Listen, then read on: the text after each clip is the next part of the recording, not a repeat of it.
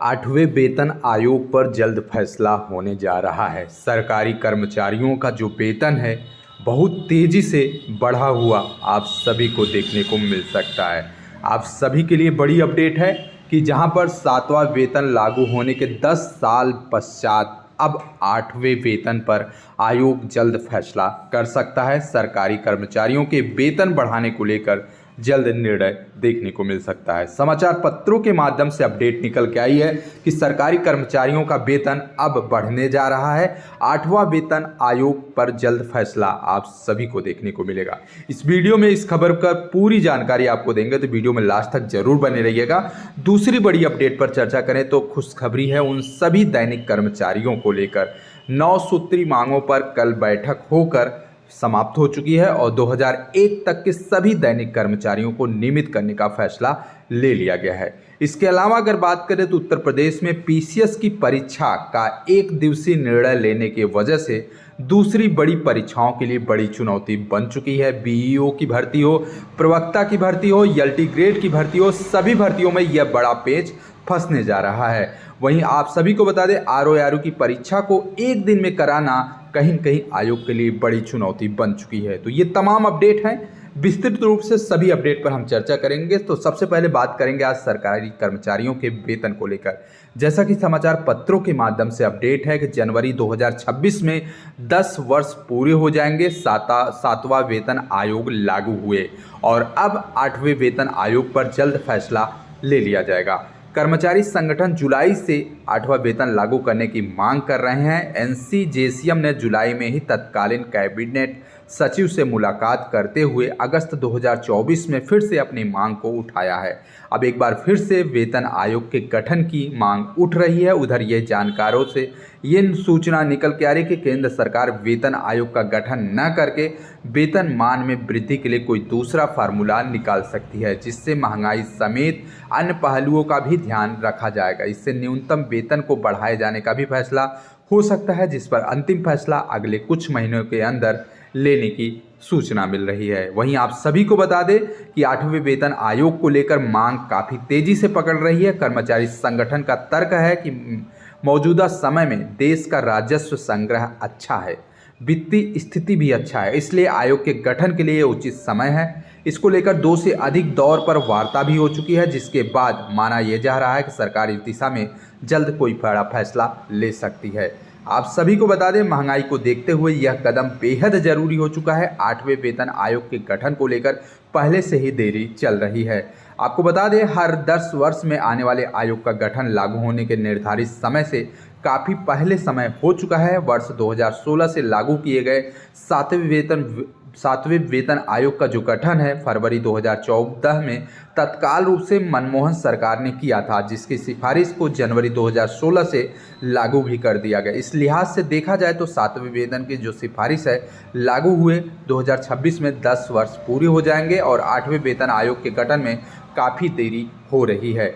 लेकिन अब सरकार से लगातार मांग की जा रही है कि वो आयोग के गठन में किसी प्रकार की देरी ना करे। सूत्रों से बड़ी अपडेट है कि वित्तीय वर्ष 2024 और 2025 के आम बजट से पहले सरकार आयोग के गठन को लेकर कोई बड़ा फैसला ले सकती है। अगर 8वें वेतन आयोग में वेतनमान बढ़ोतरी के लिए 7वें वेतन आयोग की तर्ज पर फिटमेंट फैक्टर को अपनाया जाता है तो इससे मूल वेतन में काफ़ी ज़्यादा अच्छी खासी बढ़ोतरी देखने को मिल सकती है। तो उन सभी सरकारी कर्मचारियों के लिए बड़ी अपडेट है जो सरकारी विभाग में कर्मचारी के पद पर आसीन है। आप सभी को बता दें आने वाले कुछ महीनों में 8वें वेतन आयोग पर केंद्र सरकार के द्वारा बड़ा फैसला लिया जा सकता है। आप सभी को बता दें फरवरी 2025 में आम बजट होगा और इसमें कहीं न कहीं 8वें वेतन आयोग की घोषणा होने की पूरी उम्मीद है, जो कि जनवरी 2026 से लागू की जाएगी।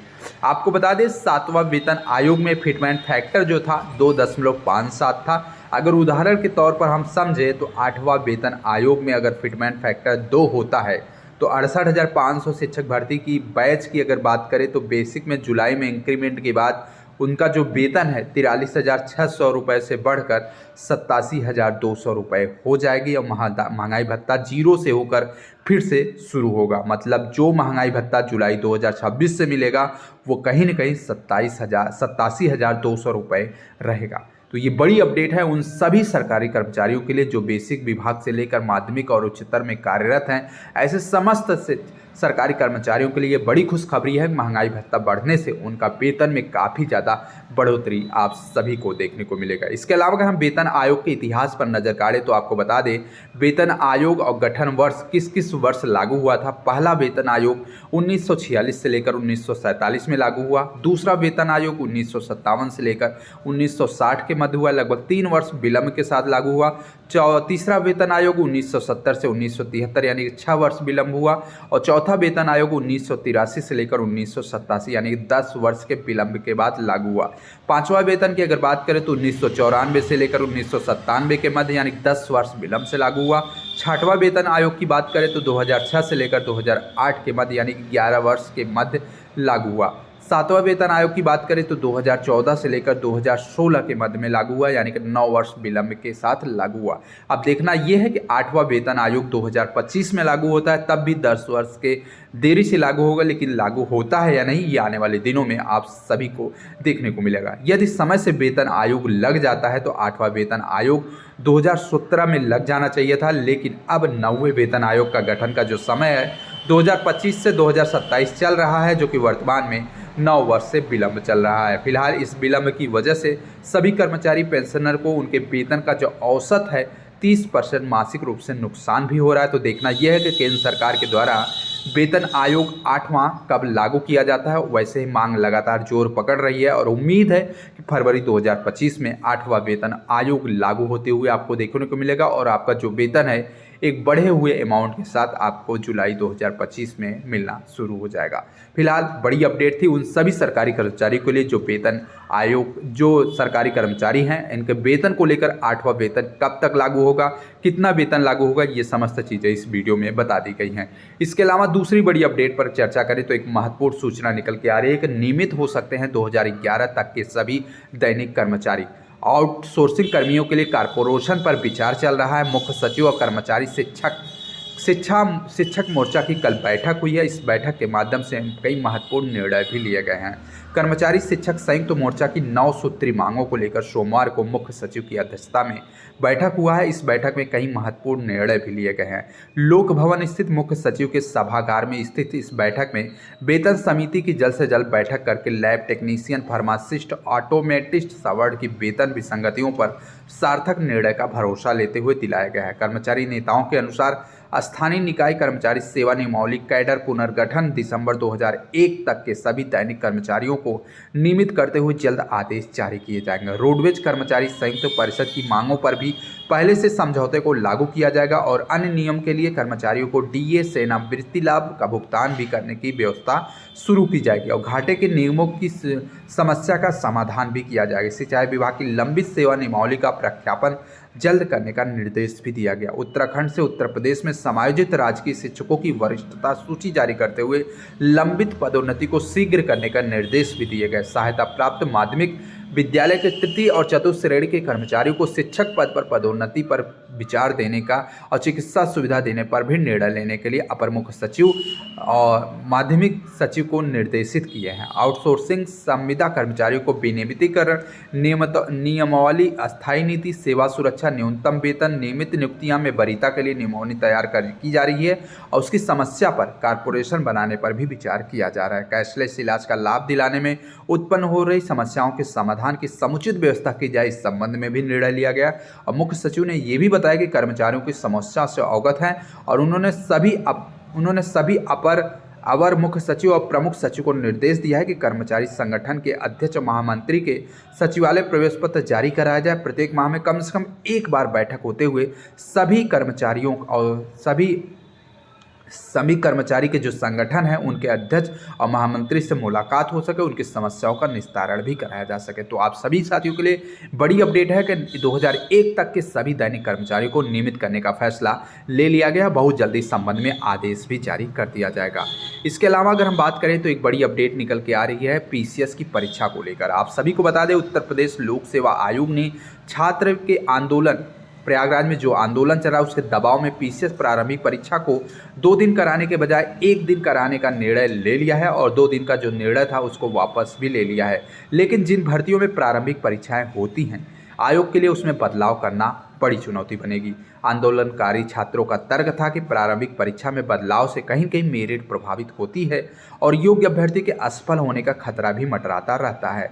अभ्यर्थियों का ये भी कहना था कि 2 दिन की परीक्षा में नॉर्मलाइजेशन लागू होगा, जिसके वजह से भ्रष्टाचार की आशंका भी बनी रहेगी। वहीं आयोग के सामने सबसे बड़ी चुनौती ये आ चुकी है, जब मानक के अनुरूप केंद्र ही नहीं मिल रहे हैं तो एक दिन में परीक्षा कैसे कराई जाए। पीसीएस परीक्षा को विशिष्ट परीक्षा मानकर शासन ने केवल इस परीक्षा के लिए केंद्र निर्धारण के नियम में छूट दी थी, लेकिन बाकी परीक्षाओं के लिए जून 2024 के गाइडलाइन के अनुसार केंद्रों का निर्धारण किया जाएगा। आने वाले समय में आरओ, एआरओ, खंड शिक्षा अधिकारी, एलटी ग्रेड शिक्षक भर्ती, राजकीय इंटर कॉलेजों में प्रवक्ता समेत कई ऐसी भर्तियां होने वाली है जिसके तहत प्रारंभिक परीक्षा कराई जाएंगी। इस परीक्षाओं में अभ्यर्थियों की संख्या भी लगभग 5 लाख से अधिक रहेंगी और शासन का स्पष्ट गाइडलाइन है कि 5 लाख से अधिक अभ्यर्थियों की परीक्षा एक से अधिक पालियों में आयोजित की जाए।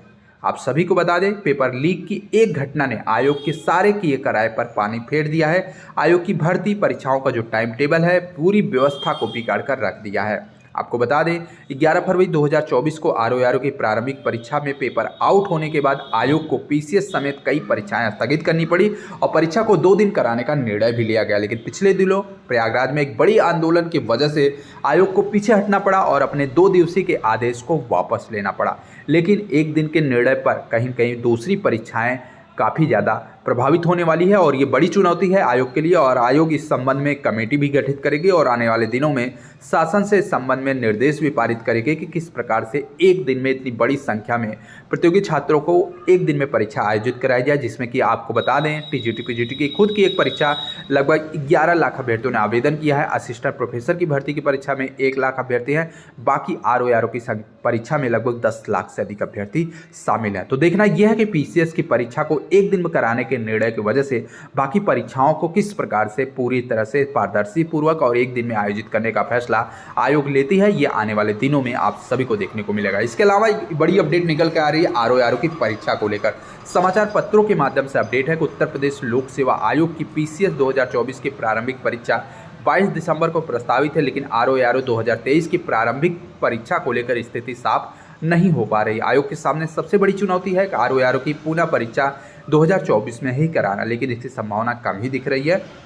बीते 11 फरवरी 2024 को एक दिवसीय में 2387 केंद्रों पर परीक्षा आयोजित की गई थी, लेकिन पेपर लीक होने की वजह से परीक्षा को निरस्त कर दिया गया था। अब आरओ की परीक्षा को एक दिवसीय में पुनः परीक्षा कराना एक बड़ी चुनौती बन चुकी है, क्योंकि 10,76,000 अभ्यर्थियों के लिए कम से कम 2,03,087 परीक्षा केंद्रों की आवश्यकता होगी। दूसरी तरफ पीसीएस की परीक्षा के लिए 5,76,000 अभ्यर्थियों के लिए केवल 1,758 परीक्षा केंद्रों की आवश्यकता है। लेकिन केंद्र निर्धारक की गाइडलाइन में कुछ छूट दी गई है और आरओ के केंद्रों की संख्या इतनी अधिक है कि आयोग के लिए इन्हें एक दिन में कराना संभव नहीं लग रहा है। ऐसे में वर्तमान परिस्थिति में यह परीक्षा इस वर्ष आयोजित होने की संभावना कम प्रतीत हो रही है और देखना यह है कि आरओ की परीक्षा को लेकर कब तिथि घोषित होगी और किस प्रकार से एक दिवसीय परीक्षा कराने का निर्णय आयोग के माध्यम से लिया जाएगा। फिलहाल जो भी सूचना होगी चैनल के माध्यम से अपडेट करते रहेंगे, तो वीडियो को शेयर करते हुए चैनल को सब्सक्राइब जरूर कीजिएगा।